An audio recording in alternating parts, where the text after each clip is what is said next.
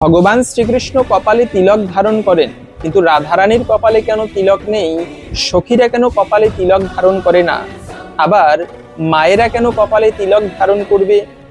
এই বিষয়ে আমাদের অনেকেরই অজানা।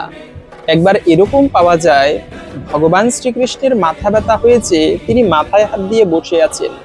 নারদ মুনি বলল, প্রভু আপনার কি হয়েছে? বলে, নারদ আমার মাথা ব্যথা হয়েছে। কি করলে এই মাথা ব্যথা ভালো হবে? নারদকে বলতে লাগলো, যদি তুমি কোনো ভক্তের চরণ ধুলি এনে আমার কপালে মাখাতে পারো, তবে আমার এই মাথা ব্যথা ভালো হবে। নারদ মুনি এই কথা শুনে প্রথমেই বসুদেবের কাছে গেল, গিয়ে বলতে লাগলো, আপনার চরণধুলি পেলে ভগবান শ্রীকৃষ্ণের মাথা ব্যথা ভালো হবে। বলে, পাগলে পেয়েছে, আমি ভগবানকে চরণধুলি দিয়ে নরকে যেতে চাই না, নারদ তুমি অন্য কোথাও দেখো।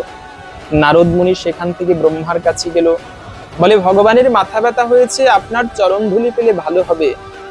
ব্রহ্মা বলতে লাগলো, ভগবানকে চরণ ধুলি দিয়ে আমিও নরকে যেতে চাই না, তুমি অন্য কোথাও দেখো। তখন নারদ মুনি সেখান থেকে কৈলাস পর্বতে শিবের কাছে গেল, বলতে লাগলো, প্রভু ভগবানের মাথা ব্যথা হয়েছে, কোনো ভক্তের চরণ ধুলি পেলে তবে তিনি কপালে মাখিয়ে মাথা ব্যথা ভালো করবেন, আপনার চরণ ধুলি কৃপা করে দেন।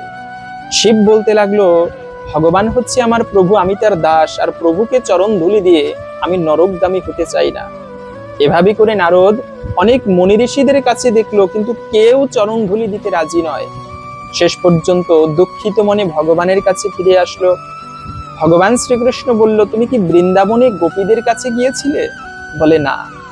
তাহলে তুমি গোপীদের কাছে গিয়ে আমার মাথা ব্যথার কথা বলো। তখন নারদ মুনি রাধারানীর সখীদের কাছে গিয়ে বলল, কৃষ্ণের খুব মাথা ব্যথা, যদি কোনো ভক্তের চরণ ধুলি নিয়ে তার কপালে মাখানো হয় তবে তার মাথা ব্যথা সারবে। এটা শুনে সমস্ত গোপীগণ নারদের আঁচলে নিজেদের চরণ ধুলি বেশি করে দিতে লাগলো। অবাক হয়ে নারদ মুনি নিয়ে যাবার সময় প্রশ্ন করল, আচ্ছা তোমাদের কি নরকের ভয় নেই? সেই রাধারানী উত্তর দিল, কৃষ্ণকে ভালো করার জন্য, তার প্রসন্নতার জন্য যদি আমাদের কোটি বছর নরকে থাকতে হয়, সেটাও আমাদের জন্য সুখকর। ভগবানের সেবা তাদের এমন ছিল মনোভাব। এজন্য সেই চরণ ধুলি নিয়ে ভগবানের কপালে নারদ মুনি মাখিয়ে দিয়েছিল, লেপন করেছিল তিলক আকারে। তখন ভগবান তার মাথা ব্যথা ভালো হয়েছিল। এটি একটি লীলা ভগবানের।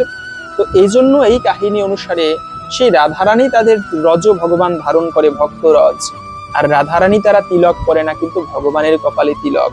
আবার সেই রজ মায়েরাও পরে থাকে, পুরুষেরাও পরে থাকে, কিন্তু সখীরাও কপালে তিলক ধারণ করে না। এজন্য ওখান